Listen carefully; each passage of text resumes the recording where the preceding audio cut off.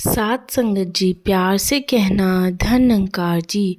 सात संगत जी, आज की इस साखी में हम जानेंगे गुरु सिख किसे कहते हैं, कितने प्रकार के होते हैं गुरु सिख और किस रूप के अनुसार यह हम लोग बन पाते हैं। तो सात संगत जी, आज की साखी शुरू करते हैं। पूर्ण सतगुरु के चरणों में अपनी अक्ल और चतुराई को त्याग कर गुरु की मति को ग्रहण करके जिसके जीवन का पूर्णतया रूपांतरण हो जाता है, उसी मानव को गुरु सिख कहलाने का गौरव प्राप्त है। गुरु सिख के मन वचन क्रम में गुरुमत ही छलकती है। गुरु सिख तो गुरुमति का चलता फिरता विद्यालय होता है। गुरुमति के सिद्धांतों पर इसके जीवन महल का निर्माण होता है। इस महल में प्रवेश करने वाला प्रत्येक प्राणी सुख शांति और आनंद को ग्रहण करने योग्य बन सकता है। गुरुमति की शिक्षा का पाठ्यक्रम जीवन के अंतिम श्वास तक चलता है। जीवन के हर कदम पर, हर मोड़ पर जीवन की शिक्षा की, गुरु की शिक्षा की आवश्यकता रहती है। इसलिए गुरु सिख जीवन भर सीखता चला जाता है। जो कोई यह समझ ले कि मैं सीख चुका हूँ, समझो कि वह गुरु सीखी मार्ग से भटक गया है। सीखना मानव जीवन को उन्नति की ओर बढ़ाना है।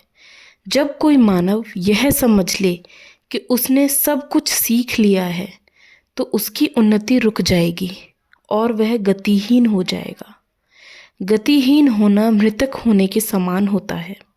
इसलिए निरंतर सीखते रहना अपने अंदर और बाहर के ज्ञान में बढ़ोतरी करने का नाम ही जीवन है। गुरु सिख सेवा, सुमरन, सत्संग द्वारा अपने जीवन को संवारता और श्रृंगार रहता है। गुरु के मुखारबिंद से निकले प्रवचनों को जीवन में क्रियात्मक रूप देने के लिए हर समय तैयार रहता है।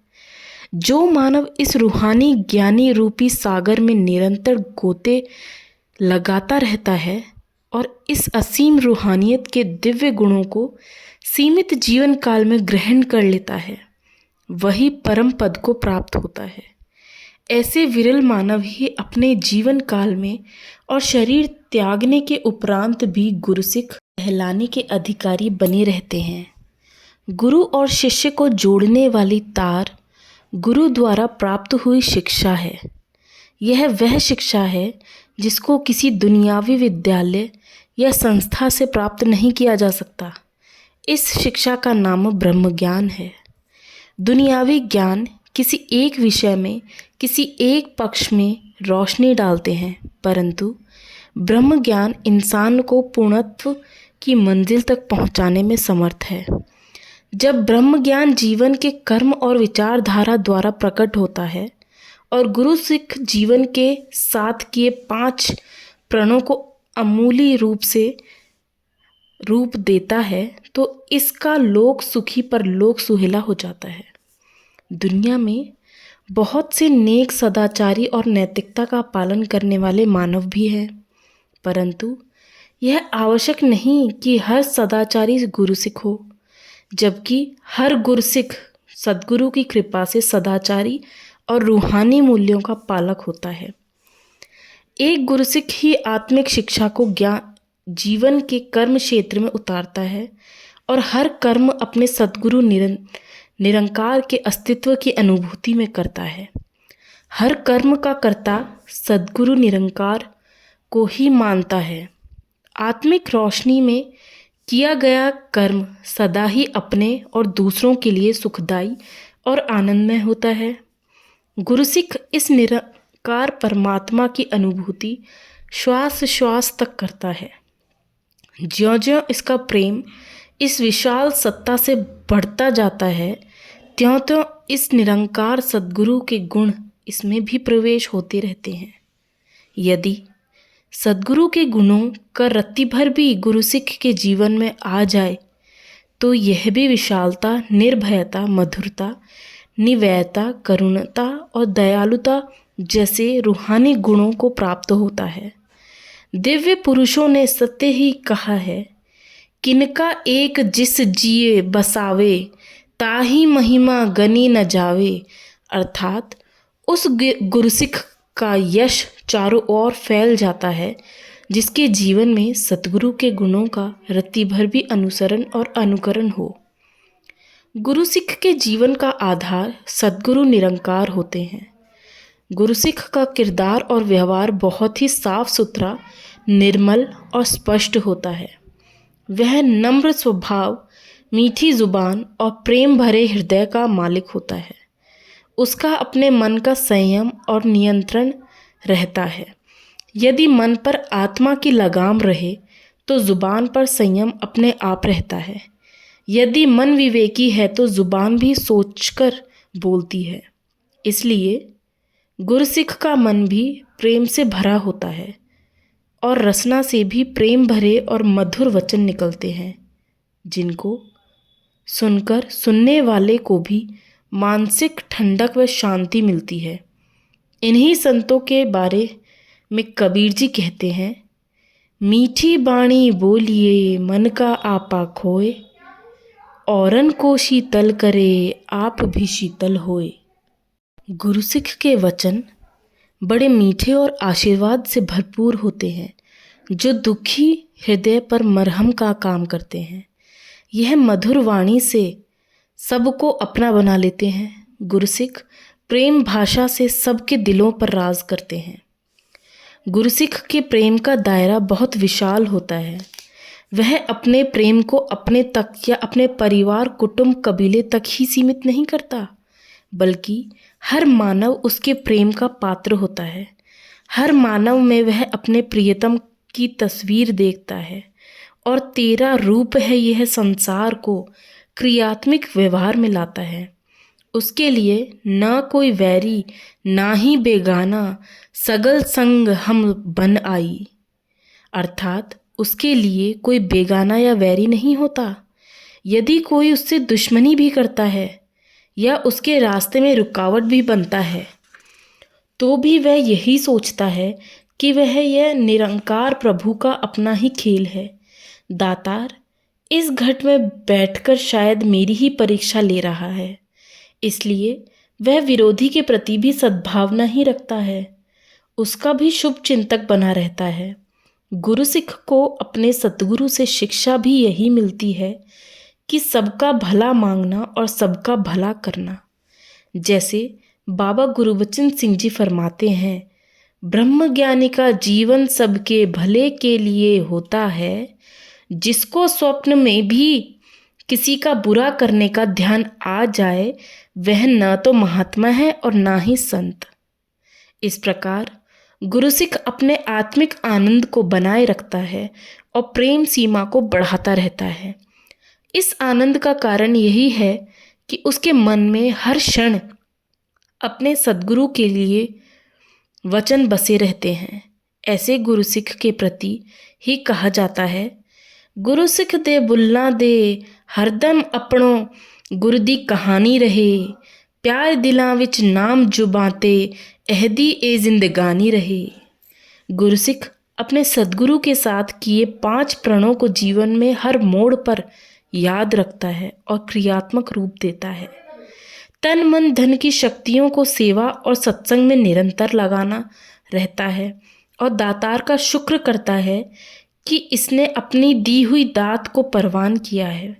सुमरन के द्वारा गुरुसिख निरंकार से अपना अटूट नाता जोड़ता है और आत्मिक रूप में इतना बलवान हो जाता है कि परिस्थितियाँ कितनी भी भयानक व अदुखद क्यों ना हो, इसकी मनोस्थिति सम रहती है। यह हर हाल में अपने निरंकार सतगुरु का शुक्राना ही करता रहता है। जीवन के उतार चढ़ाव में, सुख दुख, खुशी गम, संयोग वियोग में यह इस सहज निरंकार से जुड़ा सहजता को प्राप्त होता है। मान अपमान दोनों को मन में जगह नहीं देता। सुख दुख दोनों समकर आने जाने और मान अपमान की स्थिति ऐसे गुरुसिख की ही होती है जो हर हालत में इस निरंकार के साथ जुड़े रहते हैं।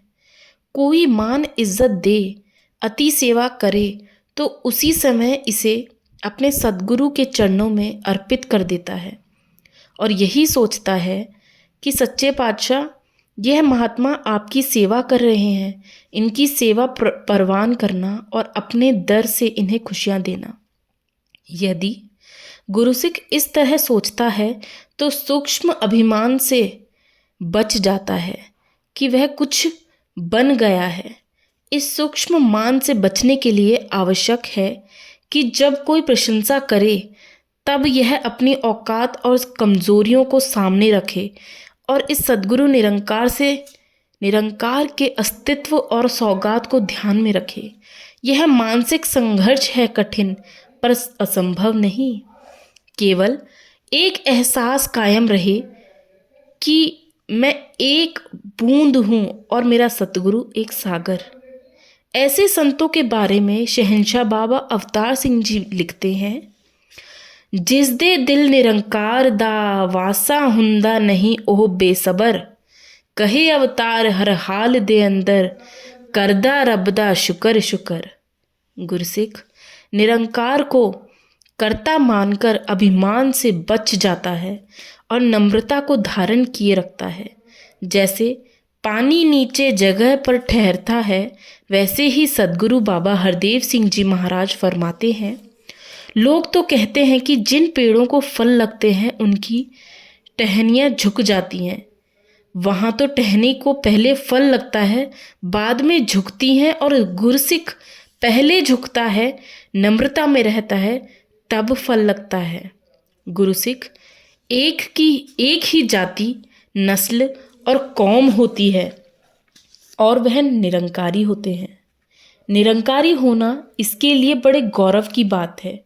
निरंकारी वही कहलाता है जो निरंकार के घर का वासी है और निरंकार का ही वंशज है। ऐसा गुरुसिख जो अपने आप को एक परम पिता की संतान समझता है, उसके लिए सभी मानव अपने ही परिवार के सदस्य हैं। सभी मानव इस प्रभु का ही संतान हैं। इसलिए गुरुसिख किसी जाति, मजहब, वर्ण को नहीं मानता और न ही अपनी जाति या मजहब का अभिमान करता है। मानुष की जाति सभै एको पहचानबे के सिद्धांत को वह पूरी तरह पालन करता है। इसलिए पृथ्वी के किसी भी हिस्से में रहने वाला, किसी भी संस्कृति में पला, किसी भी वेशभूषा, भाषा व रहन सहन वाला मानव हो, वह गुरुसिख को अजनबी नहीं लगता। यह चाहे सबकी भाषा न भी समझ सके, परंतु प्रेम की भाषा से सभी से अपना नाता जोड़ लेता है। इसलिए नर पूजा, नारायण पूजा को यह क्रियात्मक रूप दे पाता है। मानव की सेवा से ही प्रभु सेवा का आनंद लेता है। गुरुसिख का विश्वास सदा अडोल रहता है। संकट व विपदा के समय भी वह यही मानता है कि सद्गुरु की कृपा से यह दुख के बादल छट जाएंगे और उसके जीवन में फिर बहार आएगी।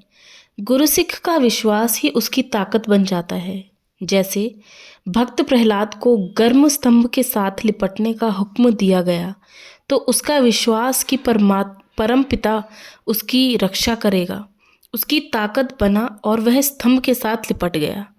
उसके विश्वास और सद्गुरु की कृपा के कारण ही गर्म स्तंभ भी उसका कुछ न बिगाड़ सका। शहंशाह बाबा अवतार सिंह जी अपने प्रवचन में फरमाते हैं कि किसी राजा की कोई संतान न थी। उसको ज्योतिष ने बताया कि यदि वह किसी लड़के की बलि दे दे तो उसके घर लड़का पैदा हो सकता है। राजा ने अपनी रियासत में ढिंढोरा पिटवाया कि जो कोई अपना बेटा बलि के लिए राजा को सौंप देगा, राजा उसे मुंह मांगी दौलत देगा। यह ढिंढोरा सुनकर एक अति गरीब परिवार जिसमें 5-6 बेटे थे ने बैठकर सलाह की कि उनका एक बेटा जो भक्ति में लगा रहता है, अपने सद्गुरु को ही सब कुछ मानता है, क्यों न इस बच्चे को बलि के लिए राजा को देकर राजा से मुंह मांगी दौलत लेकर सारा परिवार सुखी हो जाए। ऐसा सोचकर उन्होंने राजा को अपना भक्त बेटा अर्पण कर दिया। जब बलि का दिन आया तो बलि चढ़ाने से पहले पंडितों ने उस बालक से उसकी अंतिम इच्छा पूछी। दरबार सजा हुआ था, बलि की पूरी तैयारियां हो चुकी थीं। बालक ने पंडित जी से एक बोरी मिट्टी की मांगी। जब मिट्टी लाई गई तो उसने इस मिट्टी की 4 ठहरियां बनाई। पहली ठहरी की चारों ओर परिक्रमा की और उसे गिरा दिया। इस प्रकार उसने पहली तीनों ठहरियों को गिरा दिया, परंतु चौथी ठहरी की परिक्रमा करके उसके सामने हाथ जोड़कर बैठ गया। यह सारा दृश्य देखकर राजा, उसके दरबारी व पंडित चकित से होकर देख रहे थे। पंडितों ने राजा के मन में संशय पैदा किया कि इस बालक से यह 3 ठहरियां गिराने और एक को रखने का कारण पूछा जाए। कहीं ऐसा न होने कि इससे कोई जादू टोना किया हो। राजा के बार बार पूछने पर बालक ने कहा, राजन, मैंने कोई जादू टोना नहीं किया, मैं बलि के लिए तैयार हूँ, आप अपना काम कीजिए। परंतु राजा बिना उत्तर लिए संतुष्ट ना हुआ। उसके जोर देने पर भक्त बालक ने कहा, राजन, पहली ठेरी मेरे माता पिता की थी। हर बालक को माता पिता का सहारा मिलता है, परंतु मेरे माता पिता के दौलत के लिए मेरे को खुद ही बेच डाला। इसलिए मैंने माता पिता के सहारे वाली ठेरी को गिरा दिया। दूसरी ठेरी रिश्तेदारों, सगे संबंधियों और समाज की थी। इनमें से भी किसी ने आवाज़ नहीं उठाई, इसलिए मैंने यह दूसरी ठेरी भी गिरा दी। तीसरी ठेरी देश के राजा की थी। यदि किसी के साथ अन्याय हो रहा हो तो वह राजा के पास जाता है, परंतु मेरी बलि तो राजा स्वयं दे रहा है, इसलिए मैंने ये ठेरी भी गिरा दी। यह चौथी ठेरी मेरे सद्गुरु की है।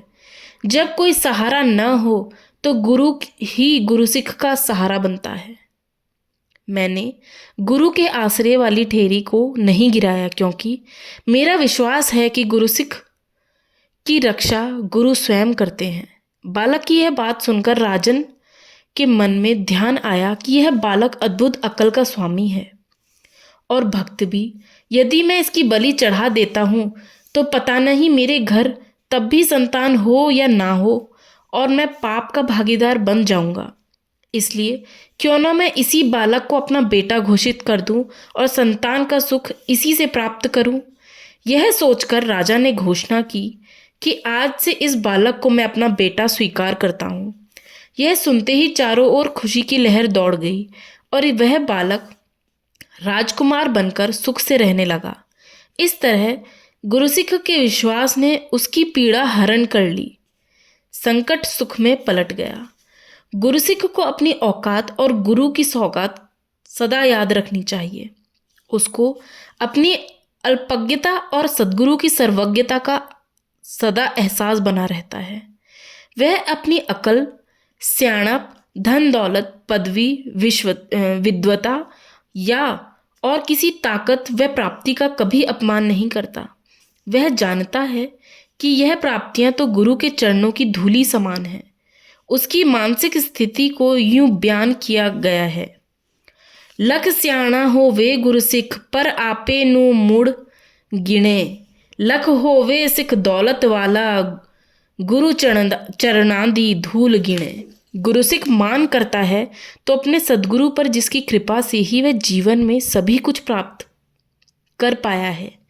यदि उसको प्रबंध व्यवस्था में कोई जिम्मेदारी दी जाए तो भी वह इसे अपनी पदवी या अधिकार न मानकर इसे केवल सेवा मानता है। उसके मन में एक ही ध्यान होता है कि सद्गुरु के सभी घट अपने हैं। यह चाहता तो किसी शरीर से भी वह काम करवा सकता था, परंतु यदि सद्गुरु ने मेरे घट को किसी कार्य के लिए चुना है तो यह केवल और केवल मेरे सद्गुरु की कृपा दृष्टि ही है। वरन मुझ जैसे अनेक इंसान पड़े हैं जो संसार में अनपहचाने ही जीवन जी कर चले जाते हैं। इसलिए वह बड़ी से बड़ी पदवी व जिम्मेदारी को पाकर अभिमानी नहीं बनता, बल्कि ज्यों ज्यों माण मिले गुरु सिखनू होर वधेरा झुकदा जावे के अनुसार वह अपने आप को बच्चे बच्चे का दास समझता है। वह दातार का शुक्र करता रहता है और शुक्राना ही उसका जीवन बन जाता है। जैसे शहंशाह जी फरमाते हैं, सिख गुरु दा दम दम पल पल दास ही बन के रहंदा है। ओहो कार कमावे गुरु सिख जो कोई कुछ सतगुरु कहंदा है। गुरसिख अंदर बाहर से सच्चा सुच्चा और पावन होता है। जो इसके मन में होता है वही जुबान पर लाता है और कर्म में ढालता है। इसका मन वचन कर्म समान होते हैं। यह जो कहता है वही करता है और जो करता है वही कहता है। यह कहनी कथनी और करनी में समान रहता है। बनावट और दिखावा इसे पसंद नहीं। यह बातों में कम और अमल में अधिक विश्वास रखता है। ऐसा गुरसिख ही अंदरों बाहरों सच्चा सुच्चा पाक साफ, कोई खोट नहीं होता। गुरसिख की भक्ति निष्काम होती है। उसकी हर इच्छा और कामना केवल सद्गुरु का ध्यान, आदेश उपदेश के अनुसार जीना होता है। यह प्रभु इच्छा में अपनी इच्छा विलीन कर लेता है और प्रभु इच्छा को सर्वोच्च मानता है। इसका विश्वास है कि इसका प्रियतम इसके लिए जो भी करेगा ठीक होगा, चाहे कुछ समय के लिए वह कार्य सही ना भी लगे। इसको अपने दातार की दयालुता पर इतना विश्वास होता है कि यदि इसका कोई काम न भी हो तो भी वह सोचता है कि इस कार्य के न होने में भी मेरी भलाई है। जैसे घर में माँ सारे परिवार के लिए खाना पकाती है। घर का एक बच्चा जो कई दिनों से बीमार चलता आ रहा है, वह माँ से उड़द की दाल या चने वगैरह की सब्जी मांगता है। माँ जानती है कि बीमारी के कारण इसका हाजमा बहुत कमज़ोर हो चुका है। कहीं ऐसा ना हो कि ये सख्त चीज़ें खाने से और बीमार पड़ जाए, इसलिए माँ उसे उस समय वह दाल सब्जी देने से इनकार कर देती है। हम जानते हैं कि जिन बच्चों को माँ भर भर कटोरी दाल सब्जी दे रही है, उनके लिए भी उसके हृदय में प्रेम है, और जिस बच्चे को वह इनकार कर रही है उसका कारण भी माँ का प्रेम ही है। इसी तरह यदि गुरसिख की मांग या ध्यान पूरा नहीं भी होता तो वह इसमें भी अपने सद्गुरु की दयालुता ही देखता है। कभी शिकवा शिकायत नहीं करता। उसे जो भी मिलता है उसी में सब्र संतोष कर लेता है। यदि पाँव में जूते न भी हों तो भी शुक्र करता है कि पाँव तो है, वरन संसार में असंख्य ऐसे अपाहिज हैं जिनके पाँव ही नहीं है। यदि धन दौलत नहीं तो शारीरिक तंदुरुस्ती के लिए शुक्र करता है। यदि कोई पद पदवी नहीं तो भी शुक्र की प्रेम तो सभी ओर से मिल रहा है। इस तरह गुरसिख अपनी मानसिक शांति को बनाए रखता है और दृष्टि को मायावी ऐनक चढ़ाकर धूमिल नहीं होने देता। इसकी दृष्टि सदा स्पष्ट रहती है। ऐसे संतों के बारे में ही शहंशाह बाबा अवतार सिंह जी लिखते हैं, सबर शांति दे समदृष्टि संत जनादा गहना है, संत जनादा वड्डा जेवर भाणे अंदर रहना है। गुरसिख अपने सतगुरु के चरणों में सदा नाम रूपी धन मांगता है। दुनियावी तौर पर चाहे उसके पास महल माड़ियाँ धन संपत्ति ना भी हो तो भी वह नाम रूपी धन का शाह होता है। ऐसे संतों के बारे में कहा गया है, जिनके पल्ले नाम धन से ही सच्चे शाह। ऐसे संत ही संसार को जीने की कला सिखाते हैं। यह जानते हैं कि सांसारिक पदार्थ वे प्राप्तियां तो यहीं रह जाएंगी, परंतु नाम धन की कमाई गुरसिख के साथ रहती है। शरीर त्यागने के पश्चात भी लोग सुबह उठकर ऐसे संतों का नाम लेते हैं जो गुरसिख जहाँ गुरु से प्रेम करता है, गुरु की सेवा सम्मान को अपना भाग्य समझता है, वह अपने गुरु भाइयों को भी गुरु स्वरूप समझकर उनका भी मान सत्कार और सेवा को अपना सौभाग्य मानता है। उसको अपने गुरु के इस वचन पर विश्वास होता है कि गुरु सिखांदा रूप धार के सद्गुरु प्रकट हुंदा है। अर्थात गुरु सिखों के घट में गुरु वास करता है, इसलिए जब भी उसे कोई आशीर्वाद लेना हो या कोई प्रार्थना करनी हो तो वह किसी भी गुरु सिख को पूरा मान सम्मान देकर और सेवा करके उससे सद्गुरु का आशीर्वाद प्राप्त कर लेता है। उसको गुरु के इस वचन पर विश्वास होता है कि यदि आप किसी संत महात्मा को सद्गुरु स्वरूप समझकर सेवा सम्मान करते हैं तो उसकी रसना से जो आशीर्वाद मिलता है उसमें गुरु शामिल होता है।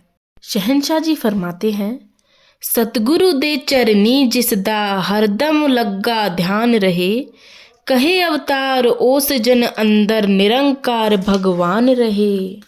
गुरु सिख कभी किसी के बहकावे में आकर अपने सद्गुरु से अपना ईमान डुलायमान नहीं करता। इस पर विवेक इसे इतना चेतन रखता है कि यदि कभी भी गुरु की झिड़क भी पड़ जाए तो अपने अंदर झांककर अपनी ही कमियों और कमजोरियों को खोजकर दूर करने का प्रयास करता है। यह केवल गुरसिख ही कर सकता है। जे गुर झिड़के त मीठा लागे, जे बख्शे ते गुर वड़लाई। अर्थात गुरु का प्रेम और झिड़क किसी को अपने को ही मिलती है।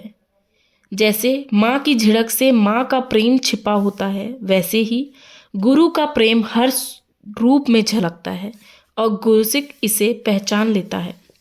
शहंशाह बाबा अवतार सिंह जी एक बार निरंकारी कॉलोनी से पहाड़गंज संगत करने जा रहे थे। उनकी कार में उनके साथ संत निरंकारी मंडल के पहले प्रधान संत लाभ सिंह जी बैठे थे। उस समय मंडल के पास केवल एक ही कार थी। ज्यों ही कार बाबा जी के निवास स्थान के गेट से बाहर निकली, त्यों ही एक महापुरुष बाबा जी के दर्शन करने हेतु कोठी के गेट के पास पहुंचे। उस महापुरुष ने हाथ जोड़कर सद्गुरु को प्रणाम किया। शहंशाह जी ने कार रोकी और प्रधान जी को कहा, आप कार से उतर जाओ और बस पर बैठकर आ जाना। आपकी सीट पर यह महापुरुष बैठ जाते हैं। प्रधान जी एकदम सतवचन कहकर कार से बाहर आ गए और उस दर्शन अभिलाषी महात्मा को कार में अपनी जगह बैठा दिया। इस नज़ारे को कुछ और व्यक्ति देख रहे थे।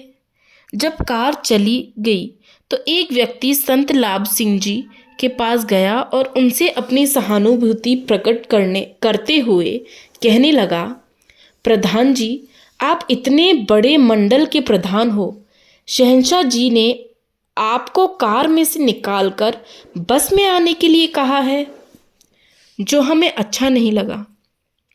अभी इसकी बात मुंह में ही थी कि प्रधान जी ने उसको बीच में ही टोकते हुए कहा, भाई साहब, यदि गुरु की बात समझ ना आए तो खामोश रहना अच्छा होता है। आप नहीं जानते कि मुझे कार से नीचे उतारकर बाबा जी ने मुझे कितना अपनापन दिया है। घर में यदि कोई मेहमान आ जाए तो उनको सोफे पर बिठाने के लिए परिवार के अपने मेंबर उठकर खड़े हो जाते हैं। बाबा जी ने यही कुछ किया है।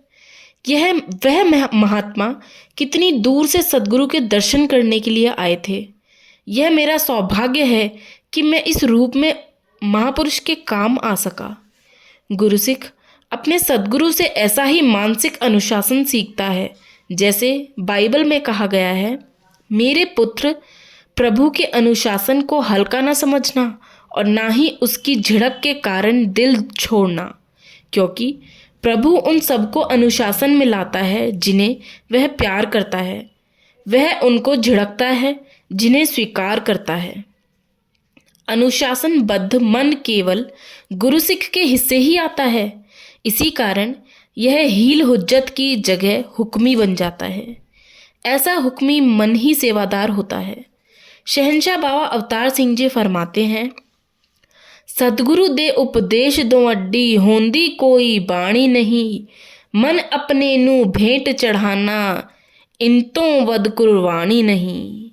जिनका मन गुरु के आगे बिका होता है, वह सुख दुख खुशी गम संयोग वियोग में इस सहज निरंकार के साथ जुड़कर सहजता को प्राप्त होते हैं।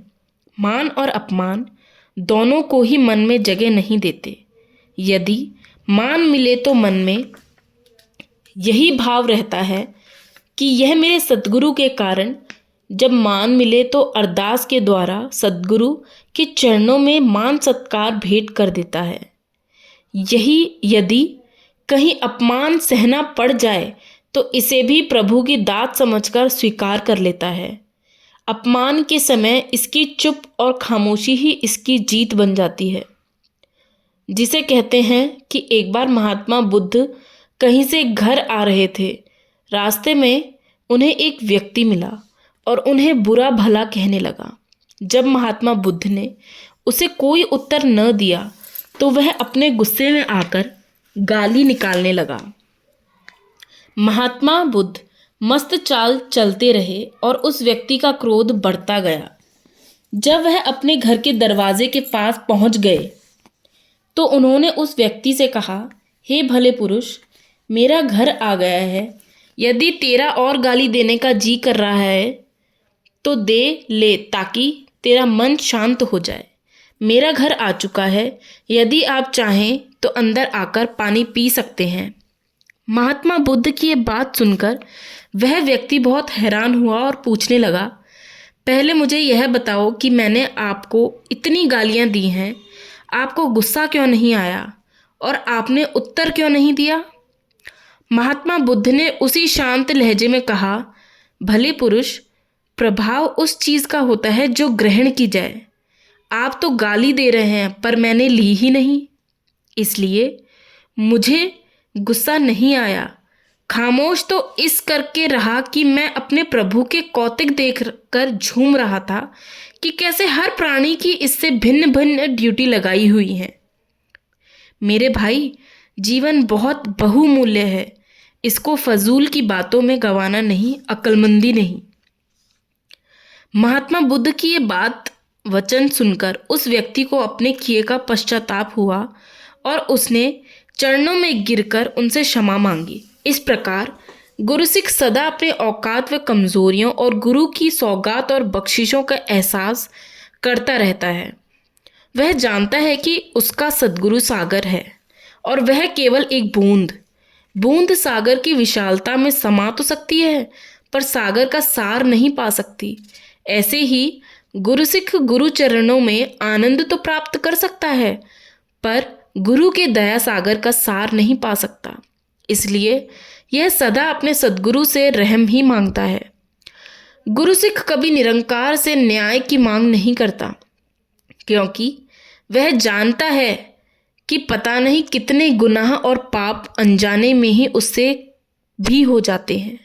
यदि हर पाप और गुनाह को न्याय तराजू में तोला गया तो उसे कहीं पनाह नहीं मिलेगी। किसी कवि ने कहा है, अजल करे ता था नहीं कोई, फजल करे ता जीवा। अर्थात, हे प्रभु, यदि तूने न्याय ही किया है, मुझे तो कहीं पनाह नहीं मिलेगी, इसलिए मैं तेरा रहम मांगता हूँ। हे दाता, आप मेरा गुण अवगुण ना चितारें और मेरे पर अपनी मेहर निगाह बनाए रखें। आपका रहम ही मेरी पूंजी है। शहंशाह बाबा अवतार सिंह जी फरमाते हैं, मेहर गुरु दी गुरु सिखां दे, विगड़े कम बनांदी है। मेहर गुरु दी गुरु सिखां दे, सारे भरम मिटांदी है। मेहर गुरु दी कर देंदी है, गुरु सिखां नूं सदा निहाल। मेहर गुरु दी कर देंदी है, गुरु सिखां नूं मालो माल। गुरु सिख सदा एक रस रहता है। जैसे किसी जंजीर की मजबूती उसकी कमज़ोर कड़ी से परखी जाती है, वैसे ही गुरु सिख की भक्ति की परख जीवन के उतार चढ़ाव के समय ही होती है। जब किसी गुरु सिख पर कोई दुख या संकट आता है तो उस समय उसके सगे संबंधी, दोस्त, मित्र उसका ध्यान दूसरी ओर खींचते हैं। कभी उसे सयाने के पास भेजकर धागा ताबीज़ का रास्ता दिखाते हैं और कभी कहीं मन्नत आदि मानने की बात कहते हैं, पर गुरु सिख इन बातों में नहीं आता। एक टेकी राखहु मनि माही को जीवन का आधार बनाए रखता है। ऐसे समय गुरु सिख का विश्वास उसको पहले से भी अधिक सेवा, सुमरन, सत्संग की ओर प्रेरित करता है। उसके गुरु भाई संत महापुरुष उसको निरंतर सद्गुरु के साथ जुड़े रहने के लिए प्रेरणा स्रोत बने रहते हैं। यह संत ही उसका सहारा बन सकते हैं। सतगुरु को भी ऐसे गुरु सिखों पर नाज होता है जो अंतिम श्वास तक इस निरंकार के रंग में रंगे रहते हैं और प्रेम की बाजी जीत कर जाते हैं। इन्हीं के बारे में शहंशाह जी ने फरमाया है, गुरु सिक्खा तो मैं बलिहारी जिन्ना प्रीत निभाई है, गुरु सिक्खा तो मैं बलिहारी जिन्ना खुदी मिटाई है। सात संगत जी, प्यार से कहना, धन निरंकार जी।